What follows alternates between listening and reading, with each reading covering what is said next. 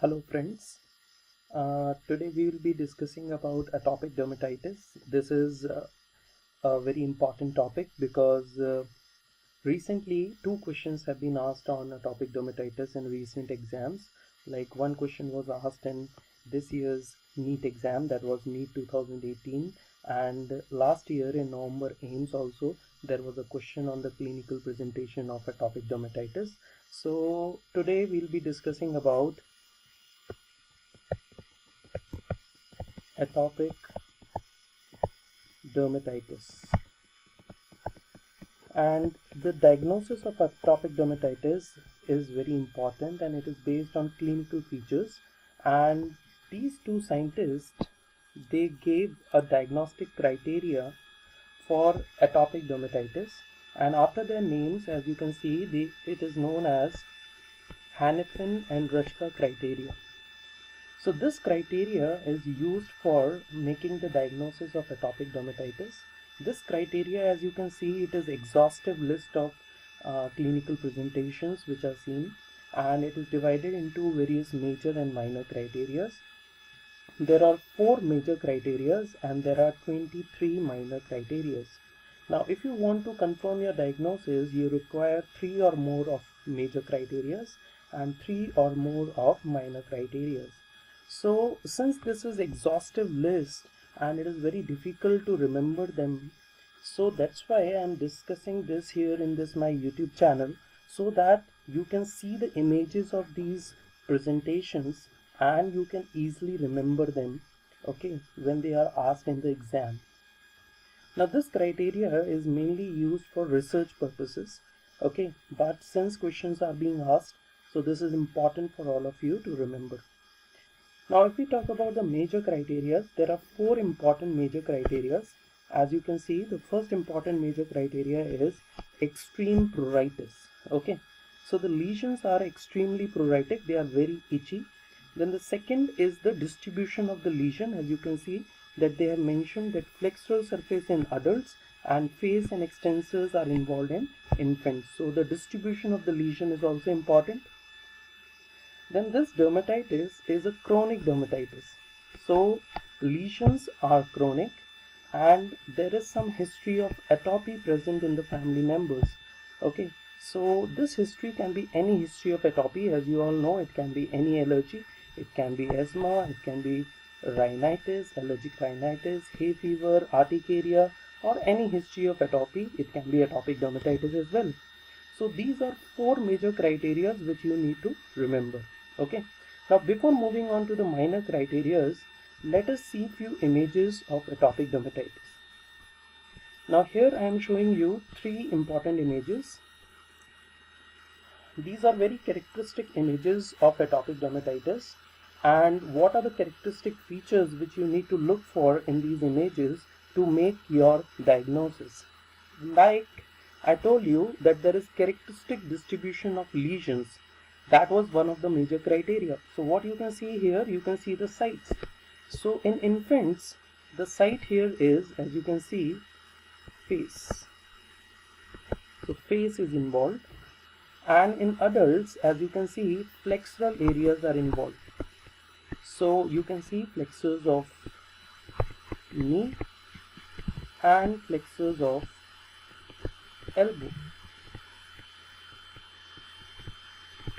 So you can see that the site is very important, and the sites are flexural areas, especially in adults, and in children and infants it is face, and when they start crawling, sometimes extensors also get involved. So extensor involvement is also common in infants. Now over these sites, which type of lesions you will get? Now if the patient has come in the acute phase, okay, so if the eczema is acute, you will get acute eczematous changes. Now acute eczema, as you all know, it presents with oozing out lesions.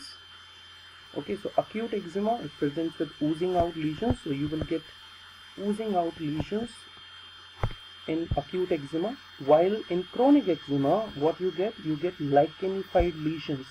Okay, so over face, as you can see here, that these are slightly eczematous oozing out lesions, while over these flexural sites they are lichenified lesions. So over popliteal fossa here you can see, and over flexural aspect also you can see, these are lichenified lesions. Now you might be wondering that what is lichenification. So whenever chronic eczema occurs, you find lichenified lesions, and this lichenification consists of three things. Now what are these three things?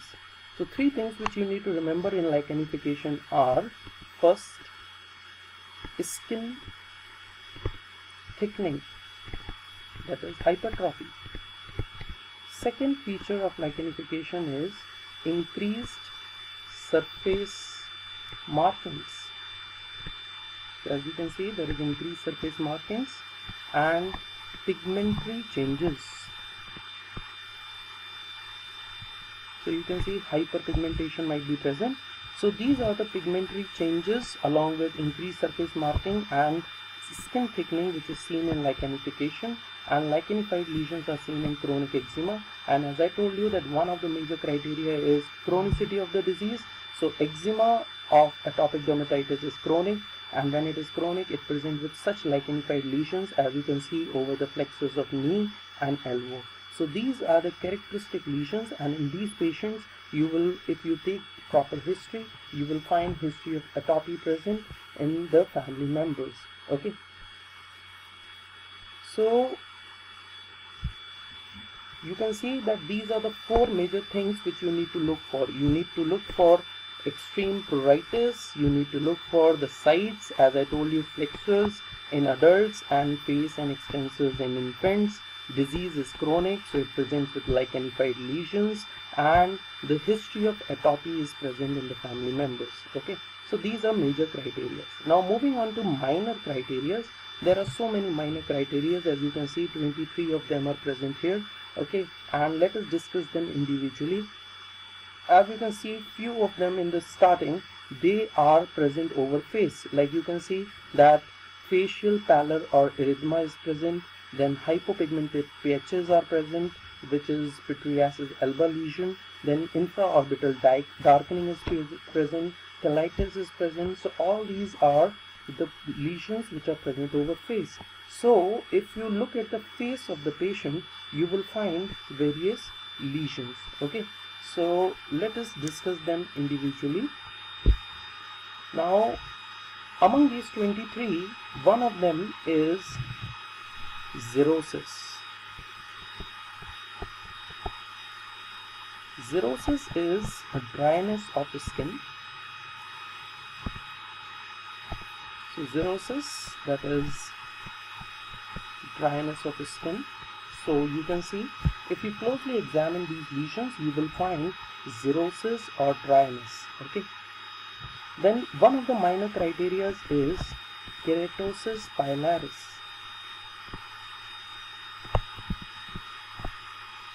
So this is how Keratosis Pilaris looks like. Okay, so these are keratotic papules. So when the lesions are chronic due to extensive itching, these keratotic pilaris lesions might be present. So actually what happens is that there is loss of mutation in the filaggrin, and if you remember what is filaggrin, filaggrin is filament aggregating protein. Okay, so filament aggregating protein is filaggrin, which is mainly present in stratum basale. So if it becomes deficient, what happens? That ichthyosis vulgaris can occur. So you can see ichthyosis vulgaris have dry skin. So similarly here, since there is loss of mutation in the filaggrin, so same thing can happen here also, and this keratosis pilaris can occur.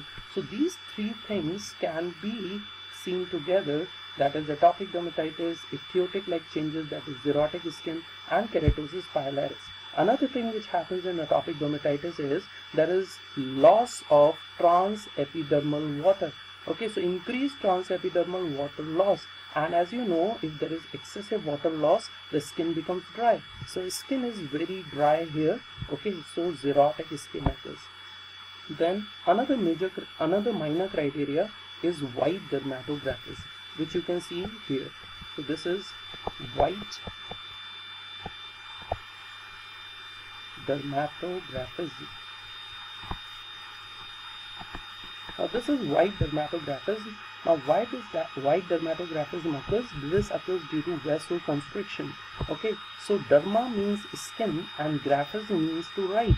So when you take any blunt object and rub the skin of the patient in cases of atopic dermatitis, blanching occurs, and this occurs due to vasoconstriction. Okay, so this vasoconstriction leads to a pale line. Okay, and this pallor is white. Okay, because it is due to blanching, due to vasoconstriction, and you are able to see these lines. Okay, so you can write over the skin, as you can see over this patient's skin. So this is white dermatographism. Then another minor criteria is anterior neck folds, as you can see in this patient. Okay, so there are prominent anterior neck folds. So anterior neck folds are seen. So this is another minor criteria. Then you will find that these patients have hyperlinear palms. So hyperlinear palms. So you can see hyperlinear palm is associated. This is another minor criteria. Then one of the minor criteria is nipple eczema. So same dryness which is occurring in the skin occurs in the nipple also, which leads to, especially in the young females and sometimes in male patients as well. So nickel dermatitis or nickel eczema occurs. Okay, so you can see this cracking of the skin due to lot of dryness, loss of transepidermal water loss. Okay, so this leads to dry skin. Now if you examine the face of the patient, as you can see here, you can find cheilitis. Okay, so this dryness is localized to the lips. It involves the lips of the patient. As you can see in all these three images, the patient is having cheilitis. Okay, so this is again minor criteria. And in these patients you will find over face these hypopigmented patches. Okay, these are the self-limiting patches. These are the patches of pityriasis alba. So these patients may have these hypopigmented patches of pityriasis alba. This is again a self-limiting condition, and many times when you apply a lot of moisturizer, so they resolve. Okay, so these are again other minor criteria.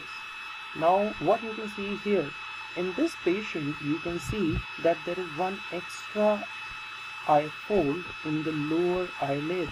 Okay, similarly here you can see an extra eye fold in the lower eyelid. These are known as Denny-Morgan fold.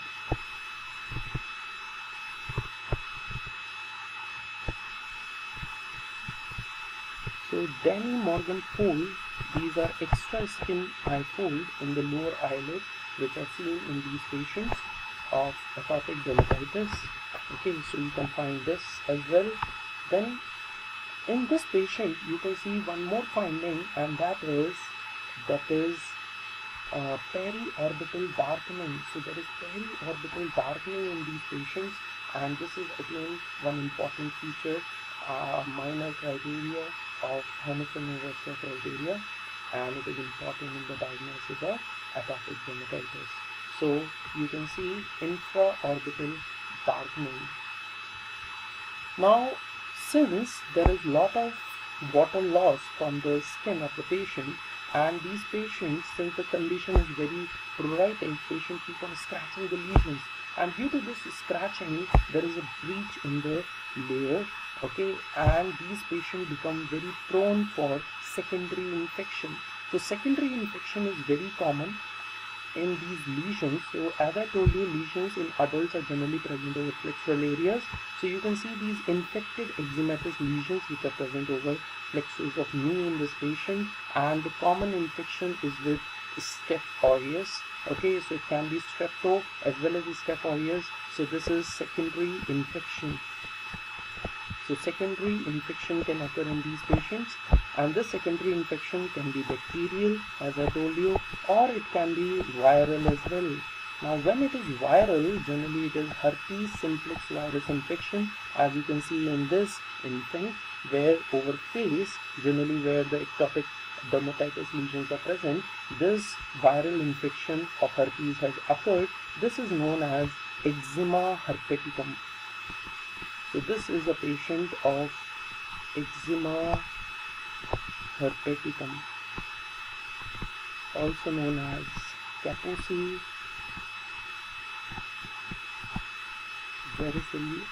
vericilliform eruptions. Now in the minor criteria, there are various eye findings. Like you can see here, these patients, they suffer from keratoconus. Okay, so as you can see in this patient, this is a patient of keratoconus. So this patient may have these eye changes in the form of keratoconus, or they may develop cataract. Now the reason for cataract is known to be due to excessive rubbing and sometimes use of topical steroid uses. So due to this topical steroid uses, they start developing cataract. It can be posterior cataract, it can be anterior subcapsular cataract. Okay, so here you can see this is a patient of anterior subcapsular cataract. Okay, so this is again a minor criteria. Now there are other eye findings as well. These patients may present with recurrent conjunctivitis, and this is allergic conjunctivitis. So you can see this patient of allergic conjunctivitis.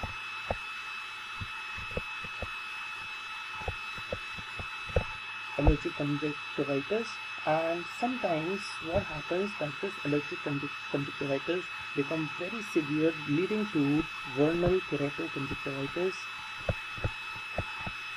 leading to this cobblestone appearance over tarsural conjunctiva. Okay, so this cobblestone appearance is sometimes seen. Okay, so all these are the findings which can be associated with patient of atopic dermatitis, and all these are included in minor criteria. So now let us elaborate these minor criteria. As I told you, there is facial pallor and erythema. There are hypopigmented patches as we discussed, pityriasis alba. There is infraorbital darkening as I showed you two images. There is cheilitis as you have seen in these patients. There is Denny Morgan fold. These are infraorbital folds. Then you can see that there is anterior neck folds. There is a lot of dryness in the skin leading to xerosis or ichthyotic-like changes. Then you will find ichthyosis, hyperlinear palms, and keratosis pilaris as I showed you in the images. Then you will find hand and foot dermatitis, especially these patients present with hyperlinear palms. Then there is nipple eczema or nipple dermatitis.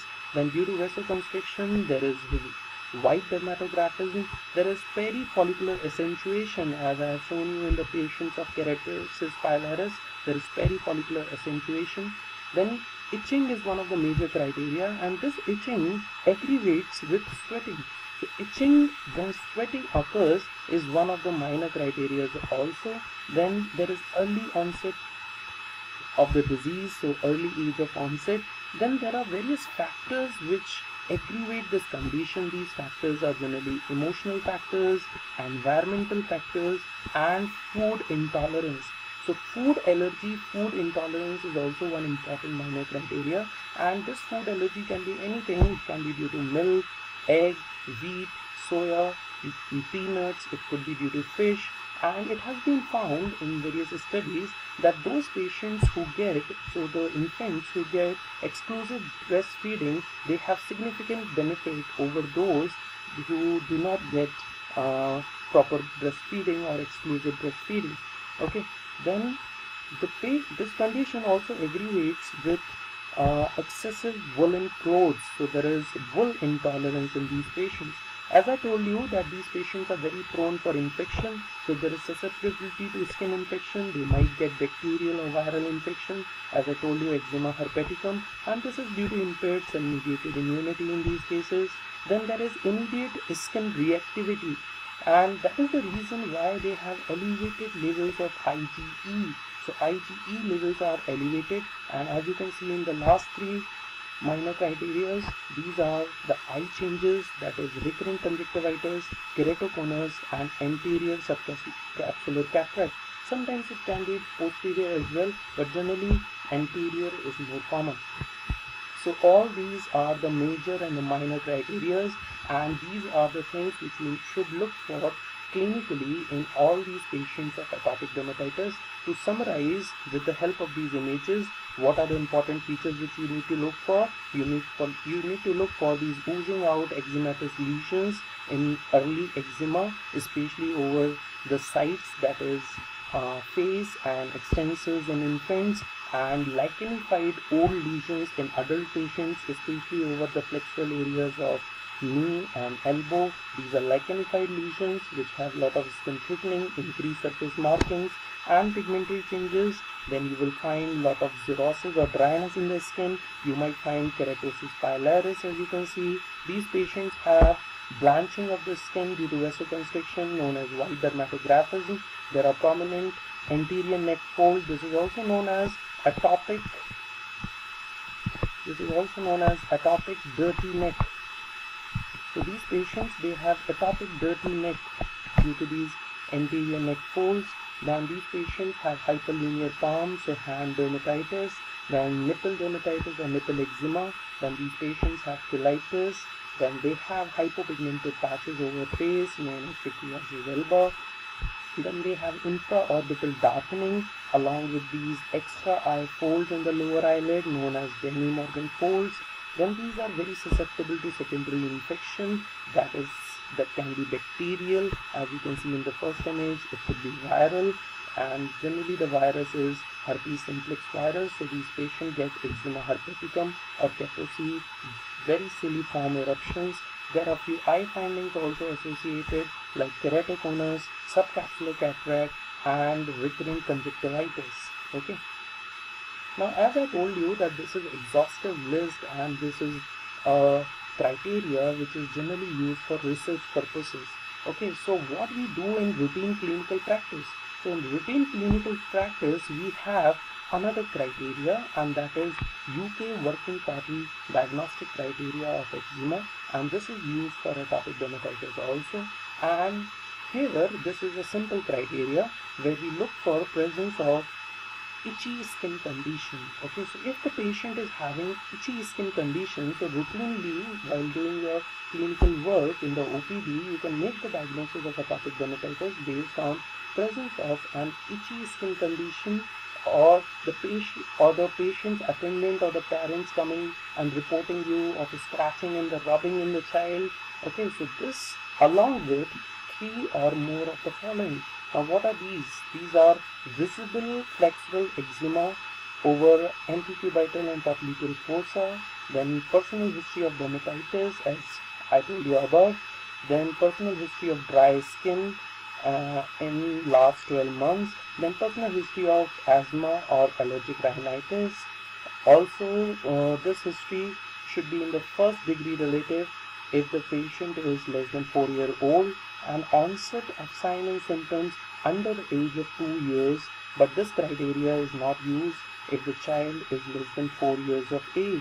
Okay, so these are simple points which you can remember while making the routine diagnosis of atopic dermatitis. Okay, so these are the clinical features of atopic dermatitis which you need to look for. So thank you very much. Don't forget to like, share and subscribe to my YouTube channel. Thank you.